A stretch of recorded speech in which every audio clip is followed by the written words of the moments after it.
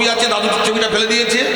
কিন্তু আপনি হাওড়া স্টেশনে যান, শিয়ালদা স্টেশনে যান, দেখবেন নেতাজির ছবি আছে, রামকৃষ্ণের ছবি আছে। ভক্তমণ্ডলী, এদের ছবি কেন থাকে? এদের মধ্যে বিবেক ছিল, বৈরাগ্য ছিল, ত্যাগের মন্ত্রে দীক্ষিত, তাই তারা মানুষ নয়, তারা দেবতা। বোঝা গেল? এই হচ্ছে অমরত্ব পাওয়া।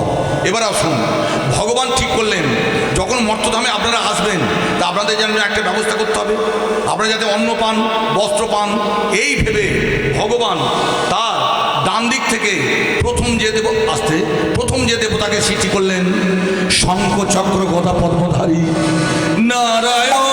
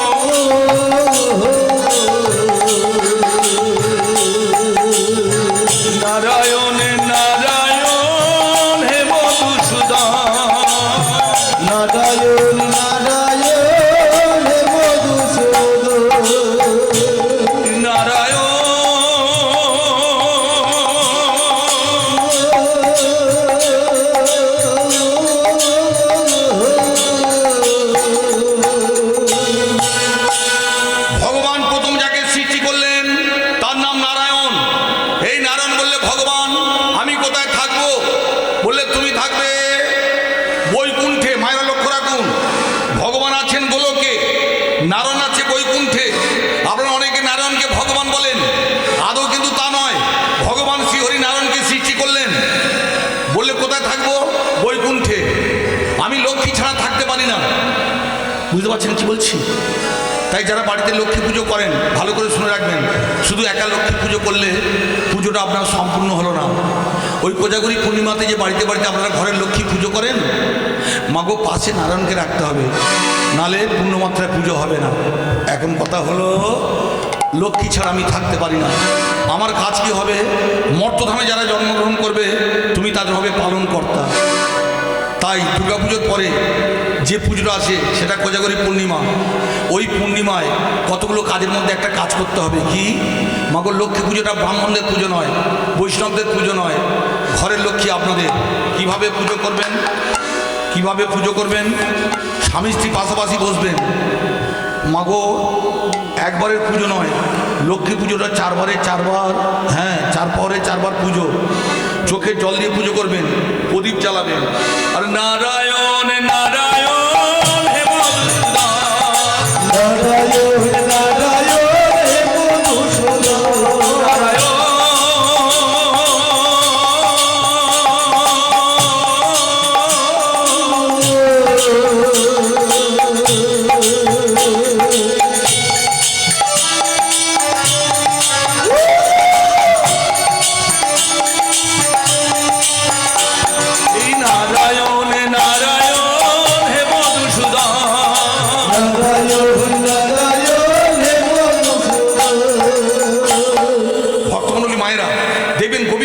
স্বামী স্ত্রী বসে বসে চোখে জল দিয়ে ভগবান আসে। ভগবানের পরম ভক্ত নারায়ণের গুণগান গাইছিলেন, লক্ষ্মী পাশে বসেছিলেন। এমন সময় একটা লক্ষ্মী পেঁচা, দেখবেন সাদা মতো দেখতে, হ্যাঁ ছোটো ছোটো গায়ে চন্দনের টিপ, এই অবস্থায় লক্ষ্মী নারায়ণকে নিয়ে আপনাদের ঘরের ছাদ বলুন আর চালের উপর দিয়ে যাচ্ছিল। বলে, ও মা কী বল, ও বাবা কী বল, এরা স্বামী স্ত্রী চোখে জল দিয়ে সারা রাত পুজো করছে, এদের বাড়ি যাব, তবে চল। তখন মা মাটি মুঠো করলে সোনা হয়ে যাবে। তাই আপনারা কথা দিন, লক্ষ্মী মানে কোজাগরী পূর্ণিমা। কোজাগরী শব্দের অর্থ হলো খেয়ে জেগে বসে আছিস রে, সারা রাত জেগে থাকবেন, চোখের জল ফেলে পুজো করবেন। আপনাদের তো এমন করে বোঝাই মা, কিন্তু কেন বলুন তো মা, আমার বাড়ির লোকদের আমি বোঝাতে পারি না। এমনি রাত 1টা-1:30 পর্যন্ত জেগে থাকে জানো মা। লক্ষ্মী পুজোর দিনে একবার পুজো টুজো দিয়ে ওই যে ঘুমিয়ে পড়ে।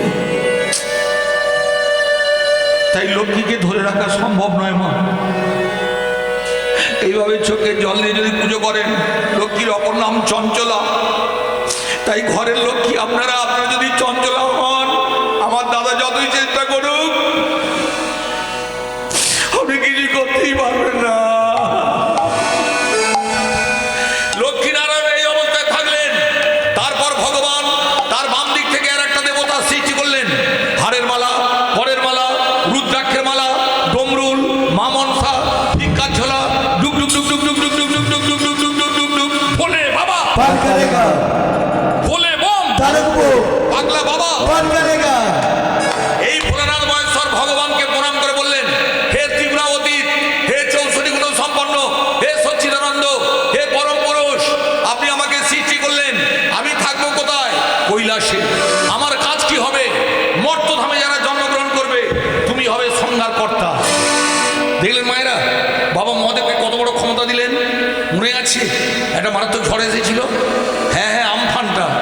কলকাতায় ছিলাম, 3 তলার ওপর থেকে ভয়তে নেমে এসেছি। দেয়াল ফুলে জল ঢুকছে, ওদিকে গোসভা থেকে খবর আসছে তারা জলের তলায় চলে গেছে, কাকদ্বীপ নামখানা ভাসছে। এই ঝড়টা কে দিল? বলে বাবা বলে ভালো করে শুনে রাখবেন।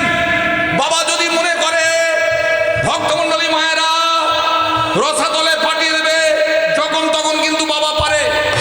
পাড়ার অনেকে মনে করে 3টে বেলপাতায় তুষ্ট, 3টে বিল্লপত্র ছুঁড়ে দেবো তাতে কাজ হয়ে যাবে। কিন্তু কোনো স্বামী যদি ঠান্ডা গোচের হয়, একবার যদি আগুন অবতার হয়, মাগো তাকে জল দিয়েও থামাতে পারবেন না। তাই ভোলানাথ মহেশ্বরের সবচেয়ে বেশি ক্ষমতা, যখন তখন পার্বণ বিছিয়ে দিতে পারে। মনে থাকবে? এবার আসুন, তারপর ভগবান তার নাভিস্থল থেকে আর একটা দেবতাকে সৃষ্টি করলেন। হ্যাঁ, তিনি আর কেউ নয়, শুভ্র কেশ, শুভ্র বস্ত্র, চতুর্মুখী পিতা ব্রহ্মা। এই পিতা ব্রহ্মা বললে আমি কোথায় থাকবো? ব্রহ্মলোকে। আমার কাজ কি হবে? মর্তধামে যারা জন্মগ্রহণ করবে তুমি সৃষ্টিকর্তার আসনে বসে তুমি তাদের সৃষ্টি করে তাদের অন্ন দেবে, বস্ত্র দেবে, বাসস্থান দেবে। হ্যাঁ, সমস্ত পরিষেবা তোমায় দিতে হবে। এবার আপনারা বলুন, বুঝতে পারলেন মা? তার মানে দিল্লির প্রধানমন্ত্রী রাজ্যে একটা মুখ্যমন্ত্রীকে বসিয়ে দিয়ে চলে গেল, কিন্তু মুখ্যমন্ত্রী একা কিছু করতে পারবে না। এই ভেবে পিতা ব্রহ্মা দেখলো আমার আরো মন্ত্রীর দরকার। এই ভেবে পিতা ব্রহ্মা একটার পর একটা দেবতা সৃষ্টি করলেন। তাই ভগবান সব দেবতার সৃষ্টি করে না, পিতা ব্রহ্মা করেছিলেন। প্রথম যাকে সৃষ্টি করলেন তার নাম হলো বিশ্বকর্মা। তারপর এলো সনক, সনন্দ, সনত কুমার। ভক্তমণ্ডলী মায়েরা, অবশেষে পিতা ব্রহ্মার কণ্ঠ থেকে যার জন্ম হলো তার নাম নারদ। এই এতগুলো সন্তানের মধ্যে কোনো ছেলে হরিনাম করে না, কৃষ্ণ নাম করে না। একমাত্র নারদ চিৎকার করে বললে, হে গিরিধারী, হে বংশীধারী,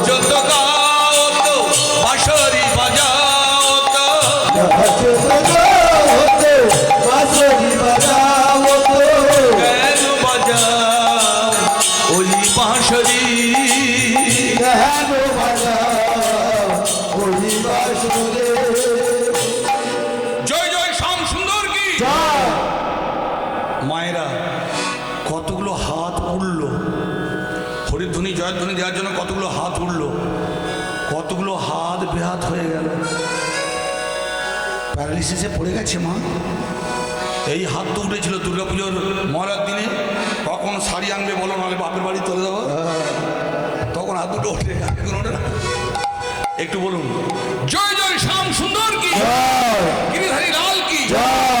ভক্তমণ্ডলী দেখলেন এতগুলো সন্তান সৃষ্টি করলেন, এতগুলো দেবতাকে সৃষ্টি করলেন, কোন দেবতা কিন্তু হরিনাম করে না, আপনাদের নারদ করে।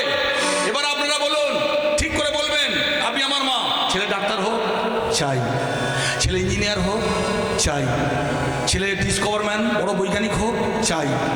ঠিক করে বলবেন, ছেলে বৈষ্ণব হোক, কীর্তনিয়া হোক, চাই না। কেন বলুন তো মা? আমাদের মতো কীর্তনিয়া নয় মা। সত্যি যারা বৈষ্ণব হবে তাদের চালে যদি কাক বসে অজ্ঞাতে মৃত্যু হবে।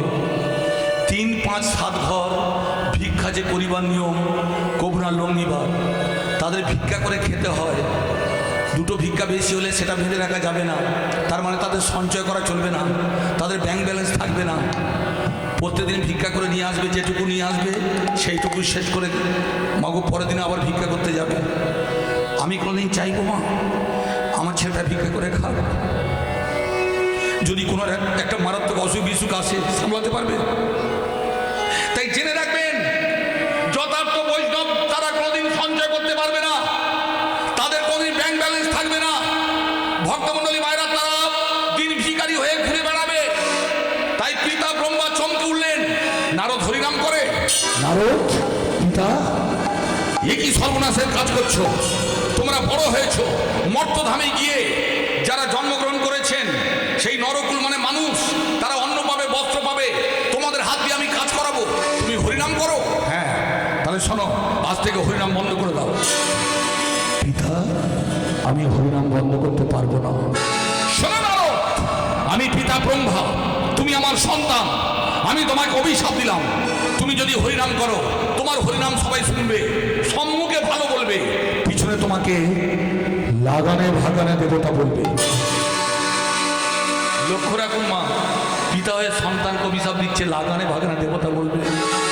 নারদ বললে বলে বলুক, তবু তো হরিনাম গাইতে পারবো। আমার দ্বিতীয় অভিশাপটা শোনো, তুমি যদি এরপরেও হরিনাম করো, তোমার দেহের মধ্যে এত বেশি কাম দেব, একটা হরিণ যেমন হরিণের পিছনে ছুটে বেড়ায়, তুমি নারীর পিছনে ছুটে বেড়াবে, কাক কাকুরের জ্ঞান থাকবে না। হ্যাঁ, তোমার চরিত্রের বদনাম হবে, তোমাকে ভিক্ষা করে খেতে হবে। যত চরিত্রের বদনাম হোক, কলঙ্কের বোঝা নিয়ে আমি হরিনাম গাইব। তাহলে তৃতীয় অভিশাপটা শুনে যাও, তুমি বিয়ের পরে যদি হরিনাম করো, তোমার হবে